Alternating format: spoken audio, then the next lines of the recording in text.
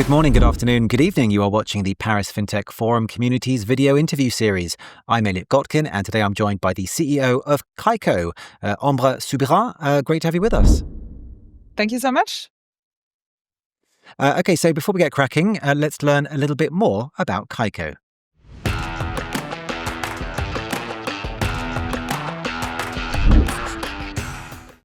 So, Ambre, tell us more about Kaiko. Absolutely. So Kaiko is the global leader financial information services company around the blockchain and cryptocurrency industry. We do market data, analytics, indices, and market data infrastructure for the digital assets space, specifically cryptocurrencies. And what's the ambition here? Is it to be the kind of Bloomberg for the crypto industry? So we don't really have a media play or a terminal play like what Bloomberg does. I like to describe myself as a plumber. We do more of the kind of back end, data infrastructure, data feeds, and connectivity between people who need to consume data and wherever the financial market data is being generated. So the ambition here is to really be kind of the independent third-party provider of critical market data information for anything that has to do with crypto assets and blockchain ecosystems. So that is on the market data side. And then on the infrastructure side, I think it's, what we're trying to build really is a trusted company that can build the interoperability layer between traditional financial market data systems, typically Bloomberg, and blockchains. So if you believe in the fact that blockchain is an amazing technology now for the financial industry to reinvent itself in some way, we can talk a little bit about what that means, but you actually need a lot of financial market data. That's kind of the bread and butter of the financial system today, and you need a company to be able to onboard that data onto blockchain systems. So that is what we're doing on the infrastructure side.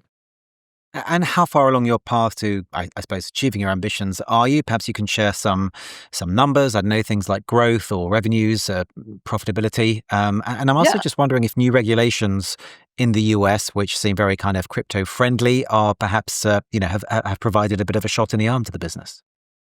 Absolutely. So in terms of growth, so Kaiko celebrated its 10 years anniversary last year. So we've been around for a long time, and we've been really building kind of, following the growth of the industry, which 10 years ago was a very kind of unsophisticated, very kind of fragmented industry from a market data standpoint. And we've kind of grown to accommodate for the beginning of what's called DeFi, decentralized finance, and then, as more sophistication in the players and the stakeholders getting involved in the ecosystem, which involved all those kind of more regulated financial institutions, all the way to now providing market data benchmark rates to financial institutions that are creating crypto financial products that are regulated. So, we've really kind of been evolving our suite of products and solutions to match the evolution from an institutional standpoint of the ecosystem. So to your point, all of the regulation now, especially in the US, is helping because it is helping the industry mature, and it is also helping us specifically with Kaiko because the need for regulated data providers is becoming more prevalent in an increasingly regulated industry. Personally, I actually moved to New York a year ago, so I'm putting a lot of my efforts in the U.S. market, and then in terms of growth, 2025 was a pretty exceptional year where we broke even and where we did about 3x growth. So it's a pivotal year for Kaiko this year. And if I read correctly, in September you moved into shiny new offices in New York as well. So Absolutely. Congratulations for that. Just finally on Kaiko itself, I think partnerships have been one way that you've been growing. Partnerships with the likes of Bullish have been key to your growth. I mean, what do financial institutions need from Kaiko that they can't get elsewhere, and vice versa? Yeah, so we have a relatively large ecosystem of partners, and what we're bringing is independent third-party market data. Really, it's like transparency on what is going on the market, what is the market microstructure like, what are the order books looking like globally. A lot of the financial institutions, especially on the regulated side, are going to be trading and actually acting on a couple select marketplaces for crypto, whether it's just purely kind of regulated CME futures or whether it's a couple of regulated US centralized exchanges, but still having the information and the visibility on what's going on globally, including exchanges on which you do not trade and including on what's happening on decentralized financial applications is critical. So what we're bringing is transparency and data on the actual global activity. We're really covering, I think, 99% plus of everything going on in the crypto markets, whether it's spot, future, centralized, decentralized. We have it all. And that, I think, is our value proposition for people like that. Okay, so we've heard about Kaiko. Let's now learn more about Ambre.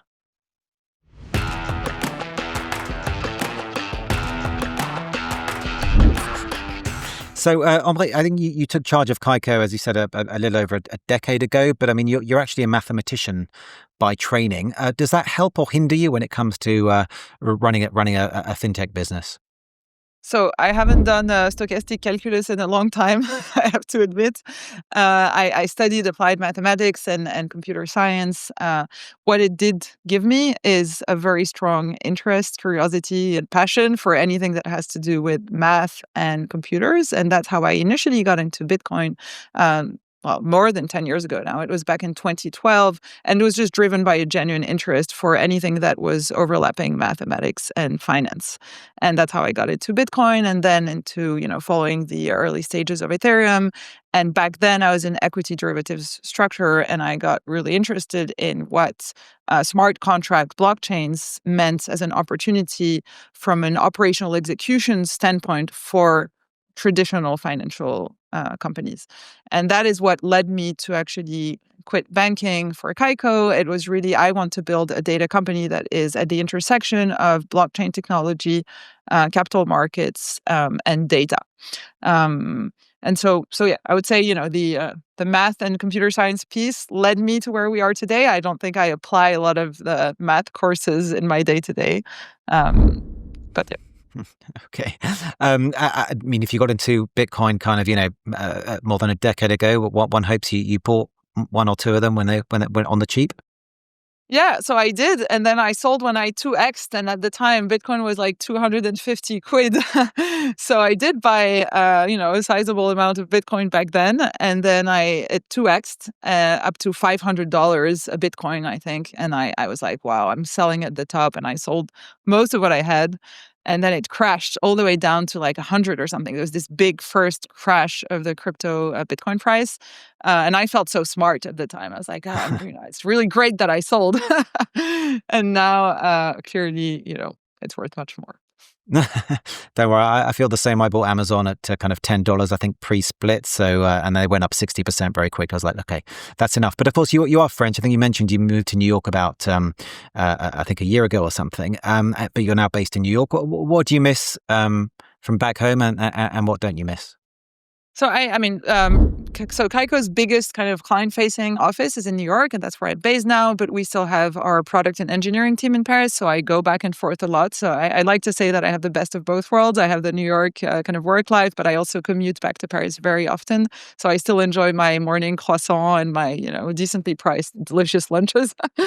But what I love about France is, I think, clearly the quality of life, the quality of food, of producers. I don't think I can fully replicate that here in the US yet. And when you go back and forth, do you sail? Because I know you used to be a big sailor, and you've sailed the Atlantic before, but I assume these days you get the plane. But tell me a bit more about your sailing exploits. Yes, absolutely. So I do fly, you're correct, more now. But I did when I left HSBC. I was at HSBC for about 10 years prior to Kaiko. And when I kind of pivoted my life away from banking and into data and crypto, I took a 3-month break and I sailed across the Atlantic with my father.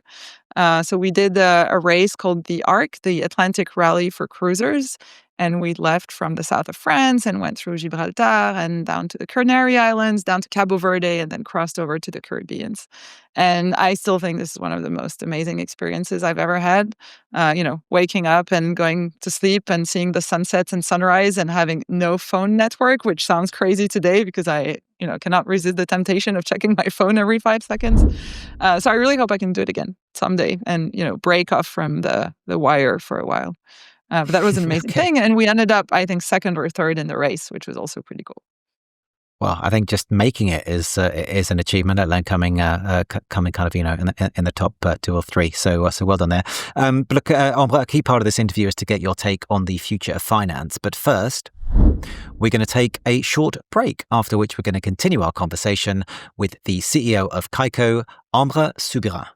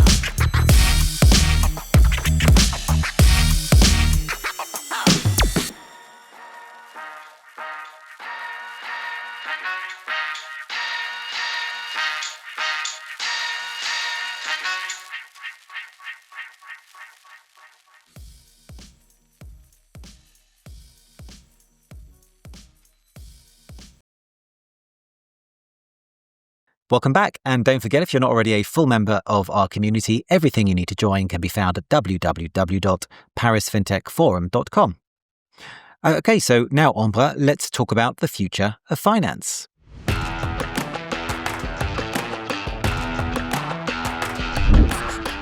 So, we touched on this earlier. The Trump administration has taken a much more relaxed view of crypto since it came back into office, including signing the Genius Act to create regulatory framework for stable coins. I mean, how have things changed for companies operating in the digital asset space?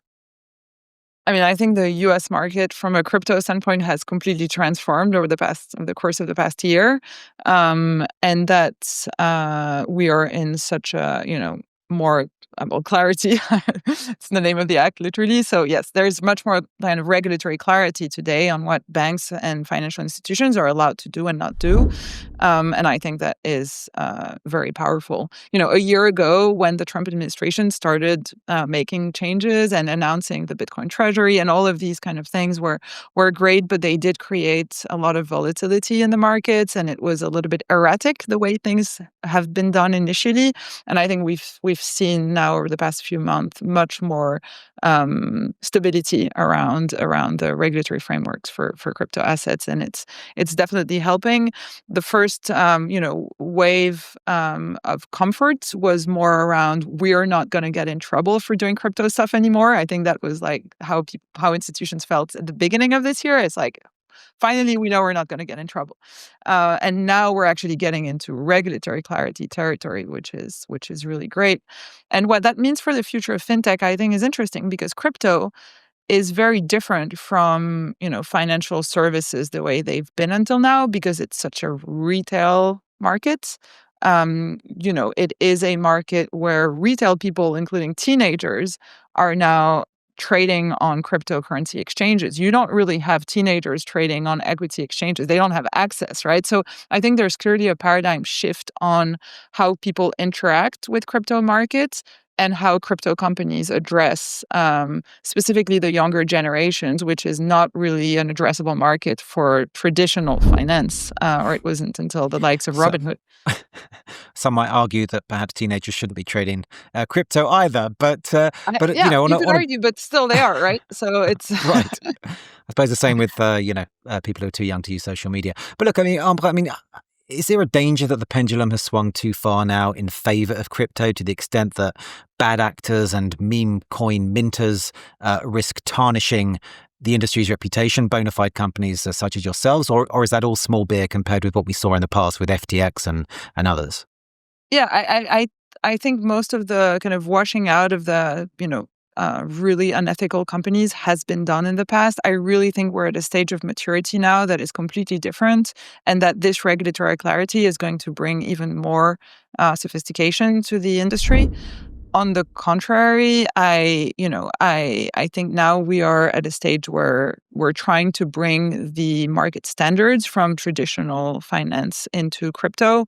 Um, and so I would say it's really positive. I don't think it's gone too far, and I think we've never been in such a good state from a crypto standpoint. But also we're, I think, at an inflection point this year, 2025, where financial institutions are looking at crypto from an infrastructure standpoint and not just from an investable asset class standpoint. And this is super important for the industry because over the past 10 years, we've seen crypto as this tradable asset class being considered by financial institutions. Now we're at a stage, and stablecoin is a very good representation of that, where we are looking at blockchain as an infrastructure layer, whereby we can tokenize or issue traditional assets such as dollar-pegged securities, stablecoins, to be able to enable traditional financial applications on blockchain networks. And for me, this is pivotal. And so we're really entering a phase of sophistication and a phase of kind of use cases that is significantly different than, meme coins and all of the more crypto native stuff we've seen in the past. And we've talked about, things being, transformed in the United States. Does Europe need to catch up, or is it more a case of the US now having to catch up with Asia and places like Hong Kong? You know what? I'm a proud European in many ways, and we were early. We were early to regulate. We were early to, there's a lot of the early crypto developments emanated from Berlin and Paris, from a developer standpoint. We had huge blockchain developer communities, and so it's a bit this case where Europe was early, and then they started regulating early, and we did a lot of the heavy lifting, and then US caught up so fast and threw so much more capital into the game that now they're leading again. So yes, Europe has to catch up. I think US has to catch up from a capital standpoint as well, not just from a regulation standpoint. An example of that I find very interesting is ETFs and ETPs. So the European asset management industry has started listing crypto ETPs in Europe from 2014. The first listing in Stockholm, on the Stockholm, I think it's on the Nasdaq, is in 2014. There was a Bitcoin and an ETH ETP. That was like 10 years before the US approved a US ETF on Bitcoin. But now it's like already orders of magnitudes bigger in terms of capital. So we're good at paving the way, but then we get completely crushed by the US. So, that's how I see Is that going to change? I think we don't. Judging by the size, We don't. No, no. we don't have the capital. We don't have the capital firepower and the kind of cash flow mentality that the U.S. has. Europe is a balance sheet mentality. We like to be proud of what we've done in the past, and I think the U.S. they look at what we've done in the past, and then they are faster, better, stronger at injecting capital into it, and so it's hard to change the structural nature of how those two geographies approach money. Okay, so given everything that's been going on, can we already say that crypto is the digital assets are mainstream, or is that still something for the future? And if it's for the future, how long before we can, categorically say, this is a mainstream part of the mainstream of finance? I honestly think that crypto is now mainstream. Crypto as an asset class, like everybody knows about Bitcoin. Honestly, who doesn't know about Bitcoin today? It is mainstream, and you have, it has now size. What I think is now being built is what I referred to earlier, which is more building actual industrial solutions on blockchain rails, whereby people will not even need necessarily to know that the underlying technology is blockchain, but it's just going to process stuff in a different way, in a more disintermediated way, and in a more kind of operationally efficient way. And I think that will be the next huge stage of blockchain adoption, but that it will not have such a mainstream awareness, like impact, because people won't necessarily have to know that this is the underlying technology. But that, I think, is the next phase of the next decade of growth will be driven by industrial applications using blockchains.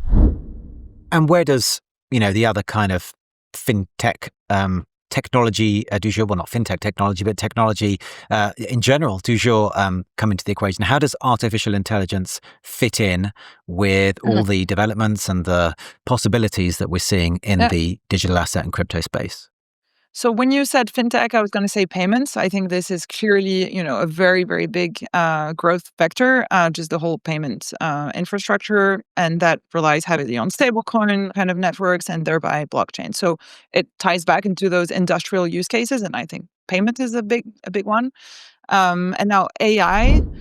AI is an interesting case because it's almost so AI will help in giving meaning to data and kind of just processing information faster and parsing information and everything.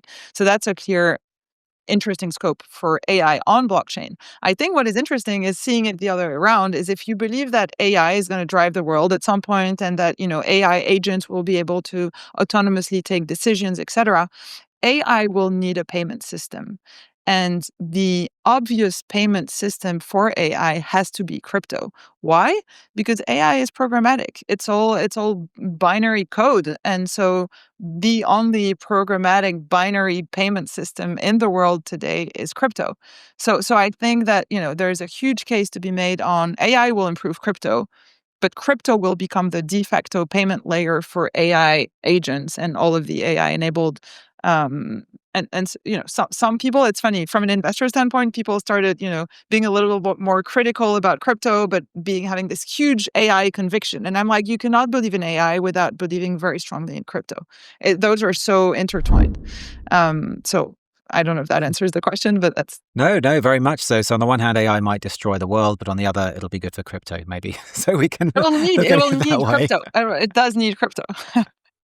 Okay, so look, I mean, one other trend that we've been seeing, and I kind of see elements of this almost on a daily basis, is the rise of, certainly in the United States, of so-called crypto treasury companies, which are, pretty much companies that are listed. They ditch their traditional business, and they say, oh, now we're going to use all of our money to just buy crypto. And they'll buy, for every dollar of Bitcoin they buy, their net asset value goes up, by $2 or something, which seems a bit kind of, counterintuitive. And their shares end up soaring. I mean, the most recent one I saw, they said they were changing, they're going to start investing in crypto. Their shares went up 3,000% in a day. Is this a disaster waiting to happen? I don't know if it should be seen. So I do think that those debt companies need to trade at NAV or close to NAV, right? That's clearly one thing. It's like the fact that they trade at a premium is a little bit weird and potentially concerning, unless they give exposure to coins that are hard to purchase because they're, coins that are less liquid, or if there's a competitive edge in giving access to that exposure to investors that wouldn't otherwise have that exposure. I understand you could argue that there's a premium to NAV, but that is specific cases and definitely not really the case for Bitcoin and ETH, where you have very available ETFs, right? That is just going to give you synthetic exposure to the price in a very TradFi way.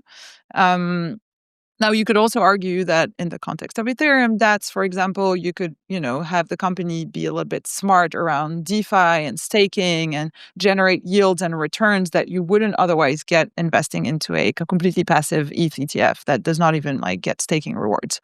So I think that is an interesting angle. I don't think it's a disaster either, because as long as there's transparency and that they trade at NAV, I think it's just another kind of investment vehicle to get exposure to the underlying asset class. What is interesting, though, is that it creates a massive supply-demand imbalance because all these companies are raising dollars. They need to purchase the underlying assets. And I read a study recently where if you add all of the kind of Bitcoin and ETH, that's volume on the demand side, plus all of the ETF market demand, you actually have something like 3x more demand than you have net new supply that is being created this year. So at some point it drives price action up, and we've seen that with Ethereum a lot this year. I just don't know at what extent that starts, disrupting markets a bit too much.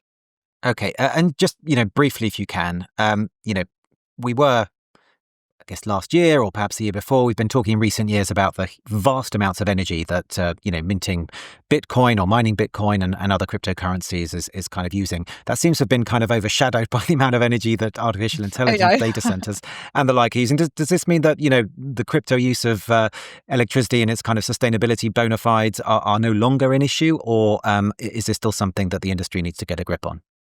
So I think that, first of all, I think that a lot of education needs to be done on mining and what that means, because it's fine. Everybody was trying to find any reason to criticize Bitcoin without understanding necessarily why it's okay to spend energy for that, and that Bitcoin has a value proposition and it's bringing something to the world that is very much needed, whether that is an alternative to a status quo for countries that don't trust their central banks anymore, or whether it is a more efficient payment system that is global 24/7. Like, there's many ways that I could pitch Bitcoin to you, which I'm not going to do now, that justifies the energy cost of Bitcoin mining, right? We don't start questioning how much energy lighting cities requires. At some point, this is a fundamental need. This is an alternative financial system, and I think this requires energy, and it's fine.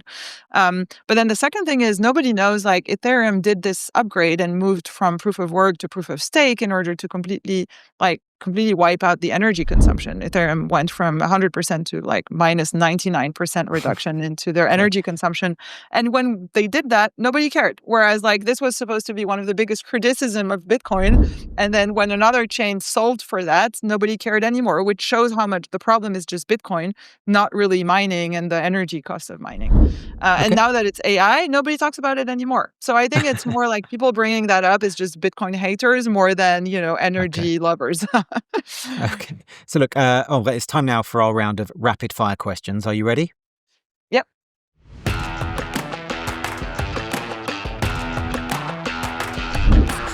Okay, so I'm putting 90 seconds on my phone alarm, and we'll get through as many as we can. Just one-word answers is all I am after. I'm going to start the clock, and we'll get through as many as we can. So what fintech segment, in your opinion, has the biggest potential over the next 5 years? Blockchain. What's the biggest pain point in your everyday financial life you'd like to see resolved? Banks. Okay. It's hard to answer in a word. Are bank bosses ready for the AI revolution? Think so. Are customers ready? Definitely. Have regulations in the EU and or US kept pace with all the new possibilities that we're seeing in the financial industry? Getting there. Have you personally ever invested in crypto? I think we already have an answer to that. Yes. Are physical points of sales part of the future of finance? No. Are bank branches part of the future of finance? No. On a scale of 1 to 10, 10 being the most likely, 1 the least likely, how likely is it that in the next 10 years, one of the neobanks will be as profitable as a top-tier legacy bank out of 10? 2. That central bank digital currency, CBDCs, become a mainstream reality in the United States or Europe? 2. That you'll be able to open a crypto account at a top-tier bank? 8. That SWIFT will still be the main tool for transferring money around the world? 5. That a new card or non-card-based rival will emerge to challenge Visa and MasterCard? You can answer that one. 8. Okay. Well, unfortunately, we are out of time for that round, for our round of rapid-fire questions, and also for our conversation today. So I just want to really thank you, Ambre Soubiran, CEO of Kaiko, for joining me today. Thank you so much. Thank you. And for everyone watching, we will be back again next time with another big name from the world of finance and technology. We do hope you'll be able to join us again then. In the meantime, don't forget to subscribe to the Paris Fintech Forum YouTube channel and to follow us on X at Paris Fin Forum. That's all for now. See you next time. Bye-bye.